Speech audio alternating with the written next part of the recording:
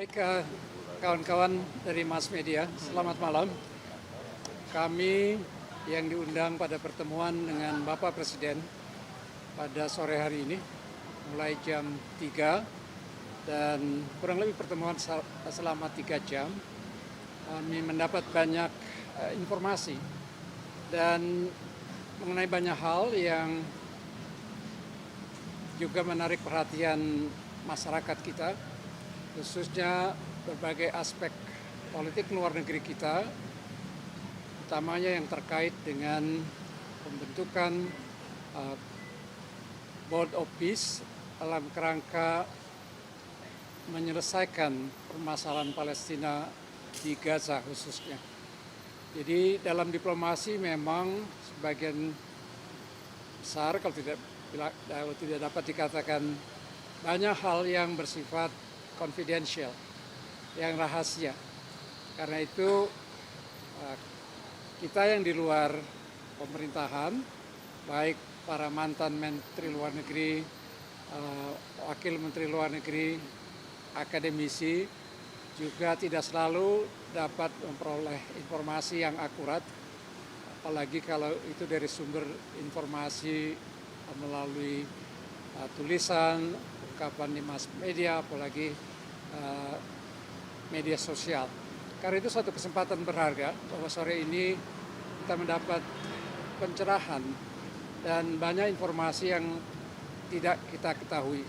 Persoalannya adalah kita tidak memiliki informasi utuh, tapi persepsi yang berkembang bisa jadi jauh dari itu, dan kami yang pernah aktif di bidang diplomasi juga tidak banyak bisa memberikan penjelasan.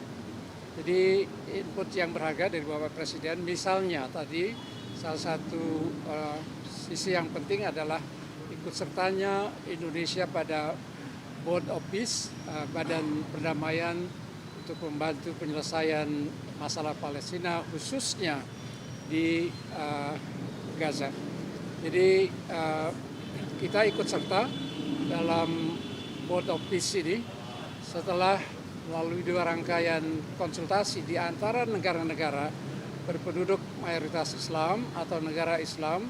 Pertama di New York di sela-sela pertemuan Majelis Umum PBB pada akhir tahun lalu, dan juga ketika kita pada akhirnya memutuskan bergabung, kita juga melalui proses konsultasi yang erat dengan 7 negara Islam atau negara berpenduduk mayoritas Islam. Mengapa ini dianggap penting, dan saya juga ikut menganggap penting, karena 8 negara ini dapat menjadi kekuatan penyeimbang di dalam Board of Peace, termasuk keputusan-keputusan yang akan diambil oleh badan ini. Memang ada kekhawatiran bahwa Trump akan memainkan peran luar biasa, tidak dapat dikontrol, tapi setidaknya 8 negara ini dengan bisa menyeimbangkan proses di dalam Board of Peace. Itu pertama. Yang kedua dalam kaitan dengan kontribusi kita, yaitu juga perdebatan publik yang cukup tajam kadang-kadang, bahwa kita ikut menyumbangkan pikiran, menyumbangkan dana sebesar itu. Sebetulnya juga belum diputuskan kapan kita akan menyumbang. Tapi kalau saya tadi dalam kontribusi saya dalam diskusi adalah bahwa wujud sumbangan kita adalah nanti untuk bagaimana membantu rakyat Palestina di Gaza. Karena dengan sumbangan itu juga wujud nyata dari kepedulian kita terhadap penderitaan rakyat Palestina. Yang lain juga yang kontroversial di perdebatan publik adalah bahwa proses pembentukan maupun nanti operasionalisasi dari Badan Perdamaian ini tidak menyertakan PBB.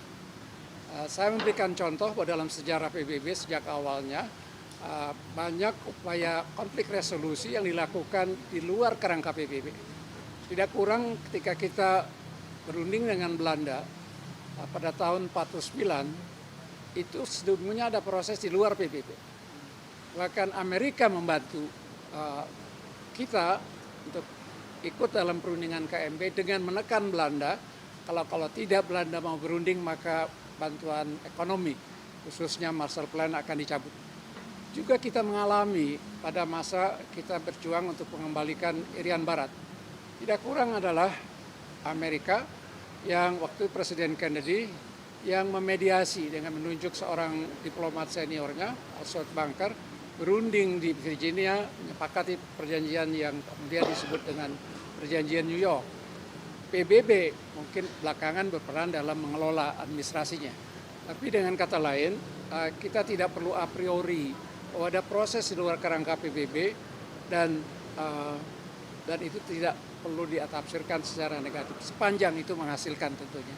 Dan proses Board of Peace ini kan masih awal. Jadi juga kita mesti lebih terbuka untuk jangan tergesa-gesa menilai, apalagi kalau kita hanya mendasarkan pada informasi yang tidak cukup utuh. Nah, tadi ini pertemuan ini memberikan pada kita semua Presiden penjelasan yang lebih utuh tentang apa yang disebut dengan Board of Peace, kontribusi kita, dan juga dijelaskan bahwa sesungguhnya sebagai anggota Board of Peace, kalau kita jadi menyumbang nanti, maka kita juga leluasa untuk ikut dalam program apa, tapi buat kita program yang akan dikembangkan harus demi kepentingan rakyat Palestina di Gaza. Yang lainnya adalah bahwa kita juga punya kedaulatan untuk memutuskan apakah kita akan terus lanjut atau tidak, tergantung pada bagaimana proses ini nanti dalam perjalanannya sesuai dengan niatan kita yang sesungguhnya yaitu membantu rakyat Palestina. Tapi sebelum itu juga kita patut terbuka untuk menghargai bahwa dengan inisiatif yang menuju pada Board of Peace ini, maka perang yang lebih 2 tahun berkecamuk di Gaza mengakibatkan korban 71.000 orang meninggal dunia, masih ada lagi. Itu sementara ini bisa dihentikan sehingga bantuan kemanusiaan sudah mulai mengalir. Pos di Rafah, perbatasan antara Mesir dan Gaza sudah dibuka, dan sedikitnya itu membantu mengurangi penderitaan rakyat Palestina di Gaza. Jadi itu beberapa hal yang saya ingat, mungkin kawan-kawan lain bisa menambahkan dari pertemuan kita tadi yang mungkin diperlukan oleh kawan-kawan dari media massa. Terima kasih. Mungkin kalau ada pertanyaan juga silakan. Mungkin Pak Halim menambahkan. Sedikit aja. Jadi pertemuan tadi ini membuka cakrawala kita sebenarnya, dan banyak pertanyaan-pertanyaan yang selama ini kita ingin ketahui tadi oleh Bapak Presiden dijelaskan sejelas-jelasnya. Dan yang paling penting dalam hal penjelasan beliau itu bahwa Indonesia tidak pernah meninggalkan komitmen terhadap perjuangan Palestina dan tetap menginginkan adanya two-state solution. Itu kalau istilah awamnya itu adalah harga mati, two-state solution. Jadi tidak perlu didengarkan Netanyahu yang mengatakan tidak akan menyetujui adanya two-state solution. Oleh Bapak Presiden tadi dikatakan kalau Board of Peace ini kelihatan tidak sejalan dengan cita-cita bangsa Indonesia, maka dengan mudah kita bisa keluar. Jadi beliau tekankan pada masyarakat seluruhnya bahwa keikutsertaan Indonesia tidak lain adalah komitmen untuk membela Palestina dan menginginkan adanya penyelesaian yang adil bagi Palestina. Silakan. Satu aja saya mau tekankan adalah Ini Pak. satu aja saya mau tekankan bahwa kami mendapat suatu pencerahan saat ini yang betul-betul mendalam. saya tidak sebetulnya mempersiapkan untuk ini. Saya kira saya mau tanya-tanya yang aneh-aneh. Ternyata dia sudah jelaskan semua, apalagi. Jadi saya tadi hanya memuji bahwa usaha ini penting supaya rakyat kita pun mengerti apa yang diambil putusan-putusan oleh pemerintah. Sebab hal ini masalahnya pelik. Jadi tidak bisa sembarangan diceritakan di mana saja. Jadi ini adalah kesempatan saya kira yang dibuka oleh Pak Presiden yang harus kita hargai dan harus dapat kita pergunakan bersama. Terima kasih.